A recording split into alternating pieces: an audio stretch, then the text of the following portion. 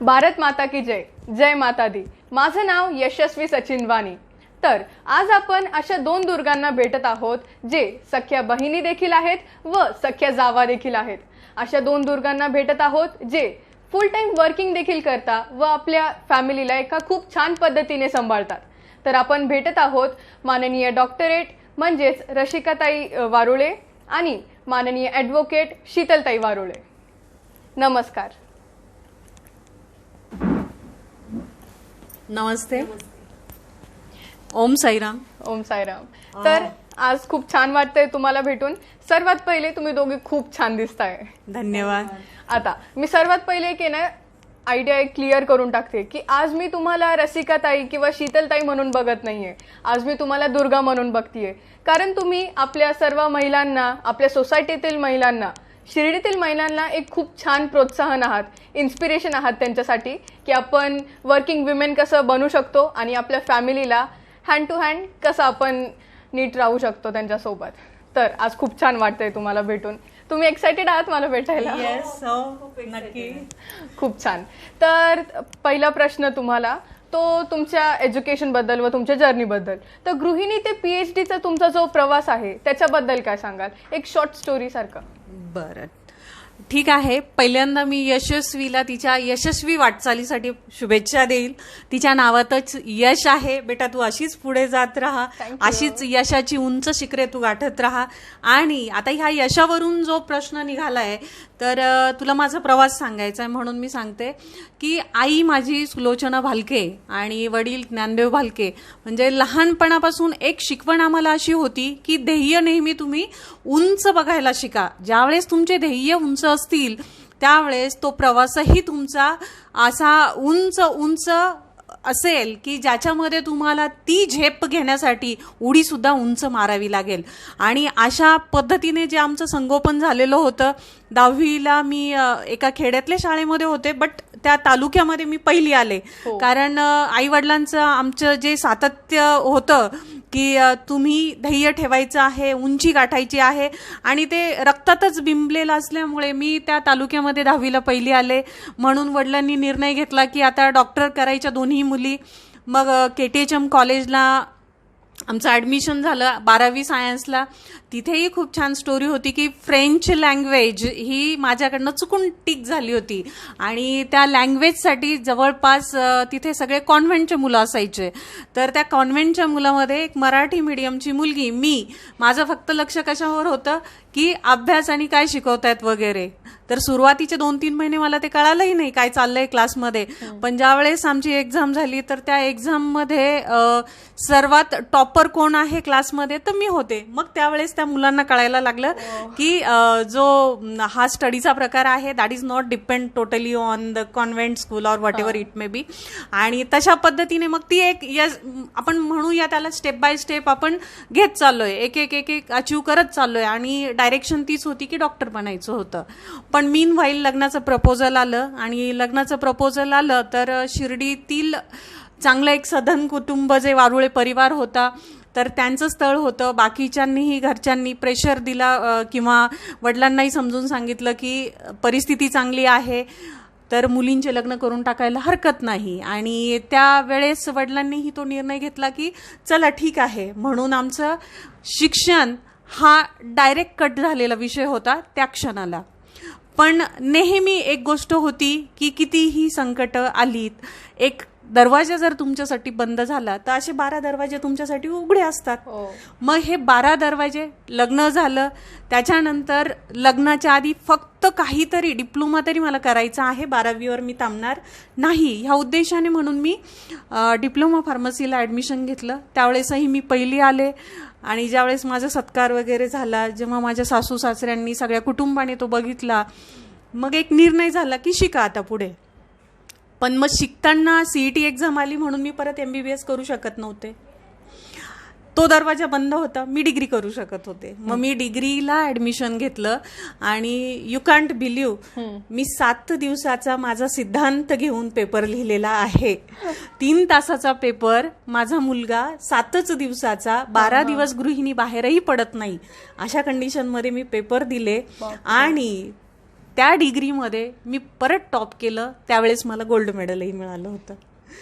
त्याच्यानंतर मग M फार्मचा gate exam compulsory होती. आमच्या पूर्ण बॅचमध्ये 3 मुलं क्वालिफाय झाले होते गेटमध्ये, त्यातली मी एक होते. आणि अशा पद्धतीने मग माझं एम फार्मही झालं. एम फार्म झालं तर त्याच वेळेस अजूनही वडिलांची इच्छा होती की अजून काहीतरी, आणि डॉक्टर हा एक कन्सेप्ट आईचा होता. MPSCचं मला थोडंसं मिळालं होतं मार्गदर्शन स्पर्धा परीक्षेसाठी, म्हणून मी प्रयत्न करायला सुरुवात केली. 2005ची ती गोष्ट. तर त्यावेळेस मी पहिल्याच प्रयत्नामध्ये माझी प्रिलियम क्वालिफाय केली, मेन्स क्वालिफाय केली, आणि माझं इंटरव्ह्यूमध्ये काम नाही झालं.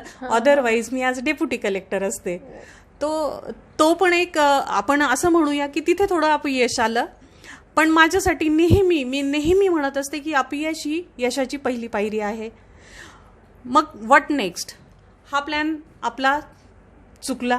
व्हॉट नेक्स्ट, मग मी PhD साठी लगेच रजिस्ट्रेशन केलं आणि 2012मध्ये माझं PhD कंप्लीट झालं पुणे विद्यापीठातून. तर पुणे विद्यापीठामध्ये सगळ्यात तरुण वयामध्ये PhD होण्याचा बहुमान पण मला त्यावेळेस मिळाला 2012मध्ये.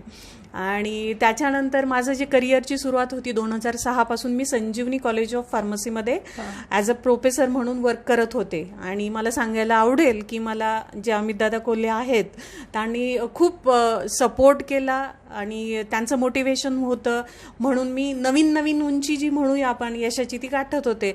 जसं की मग त्याच्यानंतर बोर्ड ऑफ स्टडी पुणा युनिव्हर्सिटीची मी मेंबर बनले. त्यानंतर PCIचं इन्स्पेक्शन किंवा इन्स्पेक्टर असेल, आणि थोडासा चेंज म्हणून मी 2022ला शिफ्ट केलं as a principal Jagdamba education society आणि मातोश्री एज्युकेशन सोसायटीमध्ये. तर तिथेही किशोर भाऊ दराडे म्हणून आहेत, तर त्यांनी मला तो चान्स दिला. मी परत विद्यापीठाची फुल टाईम प्राचार्य पण झाले, आणि तेही परत एकदा तरुण वयातच माझं फुल टाईमचं पण अप्रुव्हल येऊन गेलं. आणि माझ्या कामाची दखल घेऊन किशोर भाऊंनी मला डायरेक्टरशिप पण दिली संस्थेची. तर आजचा हा प्रवास, तू जसं म्हणाली की गृहिणी ते डायरेक्टर, तर मला आनंद वाटतो की घरातही मी मिनिस्टर आहे, म्हणजे होम मिनिस्टर, आणि तिथेही मी डायरेक्टर आहे. तर आज कुठंतरी सॅटिस्फाय वाटतंय याच्यासाठी की नेहमीच एक गोष्ट नेहमी लक्षात ठेवायला पाहिजे सगळ्यांनी, की जिथे एक दरवाजा बंद होतो ना, तिथे 10 दरवाजे 12 दरवाजे तुमच्यासाठी ओपन आहेत. Try on it. आणि अशा पद्धतीने मी पुढे आले. खूप छान मेसेज तुम्ही देऊन टाकला. पहिल्याच उत्तरात असा शॉट मारून टाकला डायरेक्ट तुम्ही. खरं तर तुमचे अचीवमेंट्स इतके आहे, त्याच्यात तुमची ही journey full of ups and downs आहे, आणि त्याच्यात तुम्ही कशा प्रकारे तुम्ही स्वतःला सांभाळलं, फॅमिलीला सांभाळलं, जसं तुमचं मॅरेज वगैरे खूप खूप खूप काही असं सगळं होतं. ते सगळं तुम्ही इतके छान प्रकारे मॅनेज केलं. खूप इंटरेस्टिंग स्टोरी होती ही, आणि खूप इन्स्पिरेशनल देखील होती. तर आता दुसरा प्रश्न तुम्हाला ताई, तर तुम्ही तुमच्या लग्नानंतर तुमचे स्टडीज जे आहे ते कम्प्लीट केले, तर ते कशा प्रकारे? लग्न आमचं 1998मध्ये झालं. तेव्हा माझी 12वी झालेली होती, आणि ताईने तरी डी फार्मला ॲडमिशन घेतलेलं होतं. मी 12वीवर स्टॉप होते. त्याच्यानंतर 1 वर्ष गेलं, 2 वर्ष गेली, पण जे म्हणतात ना आपण, ध्येय होते काहीतरी बनायचं आणि चांगलं काहीतरी बनायचं, मोठ्या पदावर काम करायचं, हे जे आमचं लहानपणापासून ध्येय होतं, त्याच्या दिशेने वाटचाल करत मी BA कंप्लीट केलं. FYला ॲडमिशन घेतलं. त्याच्यानंतर कोपरगावला BAमध्ये मी पॉलिटिक्स स्पेशल घेतलं. तर पॉलिटिक्स स्पेशल घेतल्यानंतर जेव्हा BAचा रिझल्ट लागला, तर त्या BAच्या रिझल्टमध्ये मी माझ्या दिरांना पाठवलं होतं की रिझल्ट लागलेला आहे, माझा रिझल्ट घेऊन या म्हणून. तिथे गेल्यावर त्यांनी बघितलं की बोर्डवर भालके शीतल ज्ञानदेव म्हणून फर्स्ट रँकमध्ये माझं नाव होतं, आणि त्याच्यानंतर पॉलिटिक्स जो स्पेशल विषय होता त्याच्यामध्ये देखील मी युनिव्हर्सिटीमध्ये फर्स्ट होते पॉलिटिक्स विषयामध्ये. तर मलाही त्याचा, म्हणजे घरी आल्यावर जेव्हा त्यांनी सांगितलं, तर मलाही त्याचा खूप आनंद झाला की मी एक्सटर्नल करून सुद्धा मी कॉलेजमध्ये फर्स्ट आले होते. म्हणजे हे माझ्यासाठी आणि माझ्या कुटुंबियांसाठी खरंच अभिमानाची गोष्ट होती. त्याच्यानंतर BA झाल्यानंतर पुढे काय करायचं, सेट नेट द्यायची की दुसरं काही करायचं, पण म्हटलं नाही, सेट नेट देऊन टीचर व्हायचं, त्याच्यासाठी कालावधी जाणार, हे ते आपण असं काहीतरी करायचं की ज्याच्यापासून आपल्याला घर पण बघता येईल व्यवस्थित आणि आपलं शिक्षण पण होईल. मग एक दिवस ताईन मी आम्ही दोघी बसलेलो असताना MBA करायचं की लॉ करायचं ह्या विषयावर डिस्कशन चाललं. MBA जर केलं तर मला सकाळी 8 वाजता घराच्या बाहेर पडावं लागणार होतं, पण म्हटलं नाही, आपल्याला घर पण बघायचं आहे. मग त्याच्यामुळे मी लॉला ॲडमिशन घेतलं. गोविंदराव आदिक कॉलेज श्रामपूरला मी लॉ कम्प्लीट केलं माझं. त्याच्यानंतर 2 वर्ष गॅप गेला, मुलगा लहान होता वेदांत, मग त्याच्यासाठी वेळ दिला मी. तो थोडा मोठा झाल्यानंतर मग आता पुढे काय करायचं, प्रॅक्टिस करायची, काय करायचं. मग प्रॅक्टिस करायचं आम्ही ठरवलं. मग माझे जे गुरुवारी आहेत, जे ॲडव्होकेट जयंत आत्माराम जोशी यांच्याकडे मी ज्युनियरशिप चालू केली. त्यांच्या मार्गदर्शनाखाली मी आजपर्यंत काम करत आहे. राहता कोर्ट, कोपरगाव कोर्ट. असा हा प्रवास जो होता माझ्या शिक्षणाचा. तर जे आपण म्हणतो की बाळपणापासून जे आपल्यामध्ये रुजवलेलं असतं किंवा आम्ही जे बालपणामध्ये जे संस्काराचे धडे घेतलेले आहे आमच्या आईवडिलांपासून, आम्ही गावामध्ये स्वाध्यायाचे क्लास केलेले होते. म्हणजे जे स्वाध्याय भरतो मंदिरामध्ये वगैरे, तिथे आम्ही जात होतो. तर तिथे जात असताना जे श्लोक असतील, मोठ्यांचा आदर करणं किंवा कुटुंबाला कसं एकत्र ठेवणं, जी दादांची शिकवण होती की संपूर्ण समाज हे आपलं कुटुंब आहे, असं करत करत मग ते जे संस्कार आमच्यामध्ये रुजलेले होते त्याप्रमाणे आम्ही पुढे करत होतो. आणि मी असंही पण एक सांगू इच्छिते की सपने उन्हीं के पूरे होते हैं जिनके सपनों में जान होती है. सपने उन्हीं के पूरे होते हैं जिनके सपनों में जान होती है. पंखों से कुछ नहीं होता, बुलंद हौसलों से उडान होती है. आणि जे बुलंद हौसले होते ते आमच्यामध्ये होते की काहीतरी करायचं आणि मोठ्या पदावर जायचं. मग असं करत असतानाच आज मला अभिमान वाटतो सांगायला की माझी मोठी ताई जी आहे ती आज डायरेक्टर आहेत. माझा जो भाऊ आहे लहाना, तो सॅप इंजिनियर असून तो आज अमेरिकेमध्ये सेटल आहे. आणि मी राहता कोर्टामध्ये ॲडव्होकेट आहेत. असा आमचा शिक्षणाचा प्रवास. खूप छान. खूप इंटरेस्टिंग क्वेश्चन होता असं मला वाटतं. तुमचं आन्सर त्याच्यापेक्षा खूप जास्त होतं. तर खरं तर मी एक नोटीस काय केलं माहिती आहे की तुम्ही सांगितलं तुमचा एक भाऊ देखील आहे. इनक्रेडिबल सिबलिंग्स आहात तुम्ही. ओ माय गॉड, इतकं सगळं तुमच्याकडे अचीवमेंट्स इतक्या भरून भरून एकदम जास्त. यांचं, तुमचं आणि तुमच्या सिबलिंग्स म्हणजे तुमचे ब्रदर्सचं पण खूप जास्त. सेकंड गोष्ट मी नोटीस केली आता पुढे काय करायचं हे तुमच्या आन्सरमध्ये थांबलंच नाही. म्हणजे खूप वेळेस असं तुम्ही बोलल्या आता पुढे काय करायचं. त्याच्याने मला कळलं की विल पॉवर ती खूप मॅटर करते. आणि तुम्ही सांगितलं बुलंद हौसले पाहिजे. तसंच हे खूप शिकण्यासारखं आहे तुमच्याकडून. म्हणून मी म्हटलं तुम्ही इन्स्पिरेशन आहात, तुम्ही दुर्गा आहात माझ्यासाठी आज आणि सर्वांसाठी. तर तिसरा क्वेश्चन म्हणजे आता जसं मी इंट्रोडक्शनमध्ये सांगितलं तुम्ही सख्या बहिणी आहात म्हणजे सिबलिंग्स आणि जावा देखील आहात. तर हे समीकरण कसं जुळलं? समीकरण असं होतं की आम्हाला आजही ट्विन्सच म्हणतात आणि नुसतं दिसण्यामध्ये नाहीये ट्विन्स, तर आचार, विचार आणि दिसणं सगळ्यामध्ये आम्ही ट्विन्स सारखे आहोत. आणि जनरली कसं असतं की ज्यावेळेस तुमचे विचार जुळतात, कधी तुमचे विचार जुळतील तर ज्यावेळेस तुमच्याकडनं काहीतरी चांगलं होतंय, माझ्याकडनं तिच्यासाठी, तिच्याकडनं माझ्यासाठी. म्हणजे आज मी जी ही उंची गाठलेली आहे तिचं सगळ्यात मोठं श्रेय हे शीतलला जातं. का शीतलला जातं? कारण ज्यावेळेस मला सिद्धांत झालं तर त्याचं फिडिंगपासनं ह्या सगळ्या गोष्टी शीतलने मॅनेज केल्या. जेव्हा मला कॉलेजला कंपल्सरी जाणं होतं त्यावेळेस शीतल घर सांभाळत होती.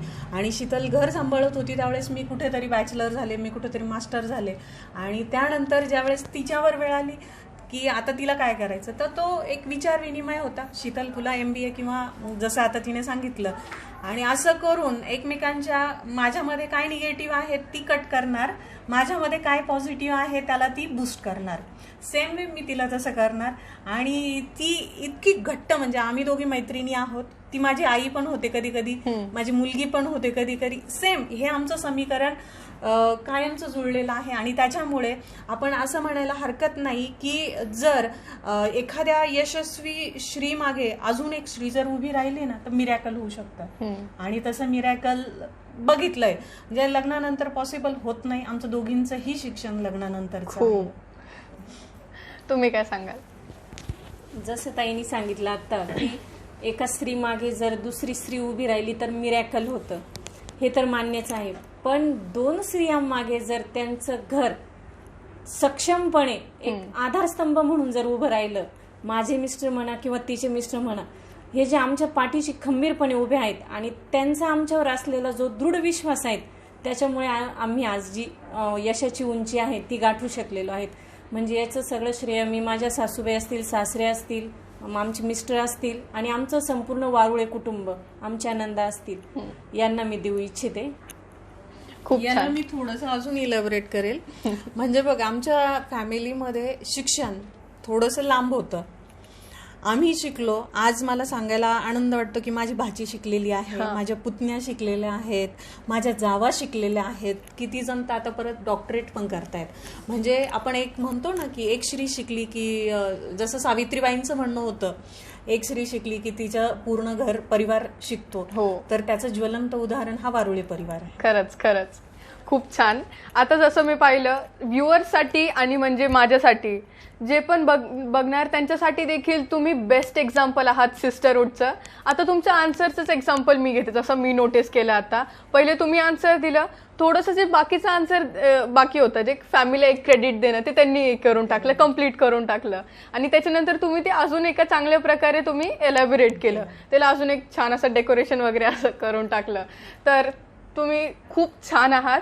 जसं तुम्ही म्हटलात की तुमच्या फॅमिलीचा देखील खूप सपोर्ट आहे. खूप लकी आहात तुम्ही की तुमच्या फॅमिलीला सपोर्ट आहे.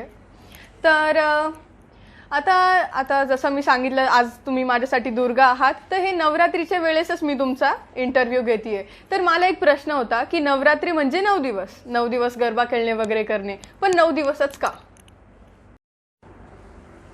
तू खूपच छान प्रश्न विचारला दीदी की नवरात्रीचे 9 दिवसच का.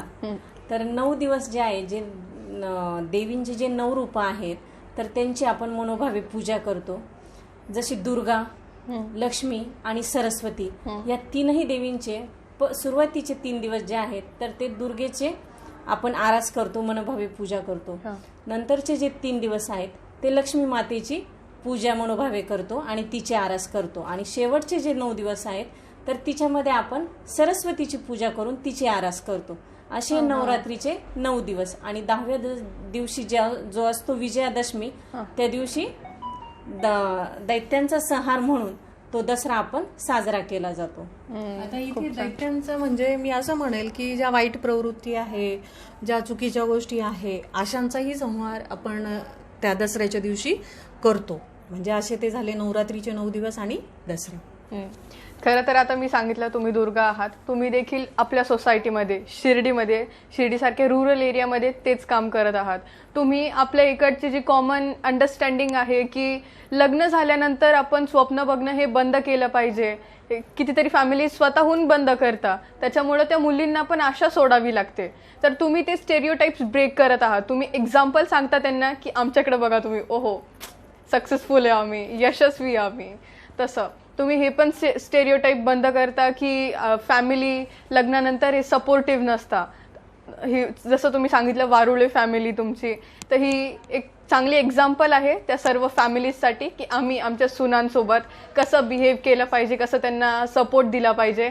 म्हणूनच मग त्याच्यानंतर सपोर्ट दिल्यानंतर ते एक्सेल करतील. तर तुम्ही खूप छान प्रकारे मला सांगितलं की नवरात्रीचे 9 दिवसच का. खूप छान.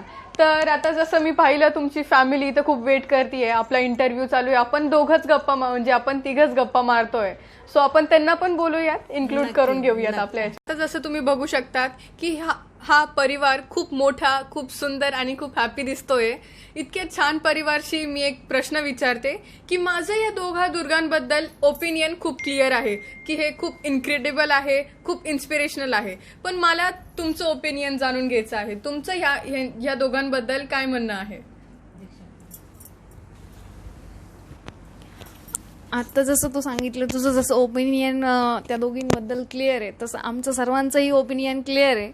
आत्ता आम्ही ज्या काही लेडीज दिसतोय तर त्यांनाच बघून आम्ही आत्तापर्यंत पुढे गेलोय. डेडिकेशन जे आहे की ते सगळ्यांचंच आहे, पण जे काही लीड घ्यायचे आहे तर ह्या दोघींनी जी सुरुवात केली आहे त्यांना बघूनच आम्ही आज इथपर्यंत आहे. खूप छान.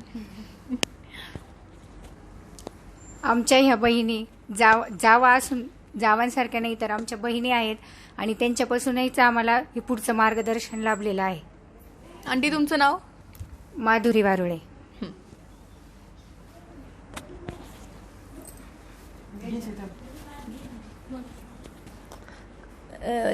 ह्या माझ्या मोठ्या जाऊबाई आहेत दोन्ही.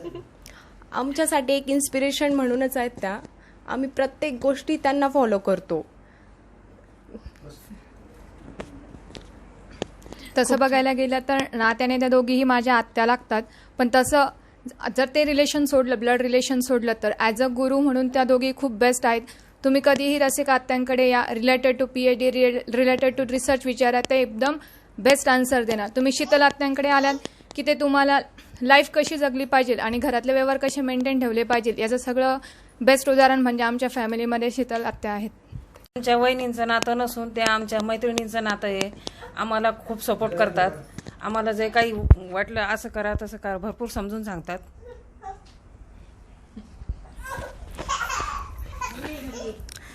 हे आमच्या वहिनी नसून मैत्रिणी आणि बहिणी आहेत आणि ते आम्हाला एन्जॉय लाईफ कशी जगायची हे चांगलं मार्गदर्शन शिकवतात आम्हाला.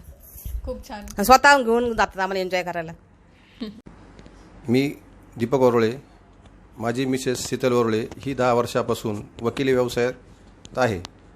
10 वर्षापासून कोर्टामध्ये ती रोज स्वतः जाते, स्वतः येते. पूर्वी ती बाईक चालवून सुद्धा घाबरत होते, आता 4 व्हीलरसुद्धा गाडी चालवते. या सगळी हिंमत तिने स्वतः एकजुटवली.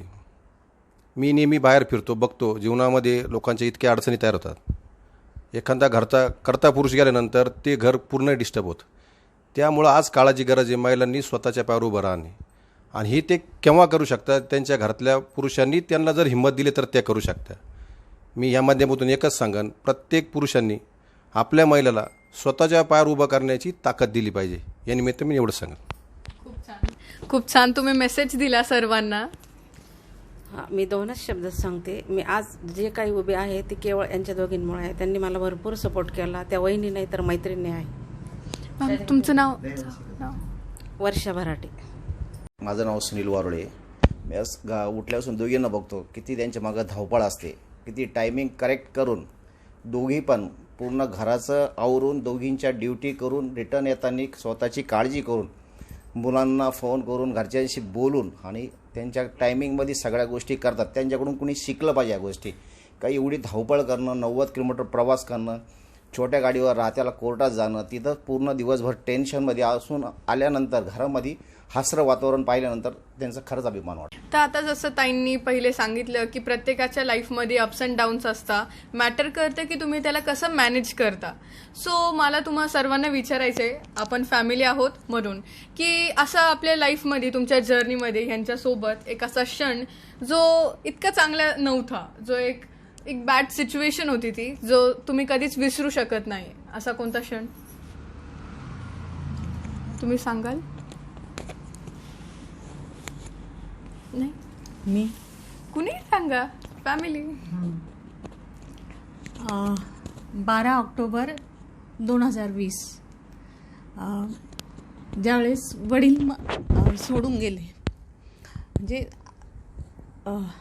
त्यानंतर मात्र आजही त्यांचे विचार माझ्यामध्ये आहेत. आजही कुठला निर्णय घ्यायचा असेल तर मी पहिलं विचारते, अण्णा इथे काय उत्तर द्यायला पाहिजे, इथं कसं मी वागलं पाहिजे. म्हणजे त्यांच्या संस्काराची शिदोरी माझ्यासोबत आहे, पण आज ते सोबत नाही आहे. हा माझ्या आयुष्यातला सगळ्यात दुःखाचा क्षण आहे.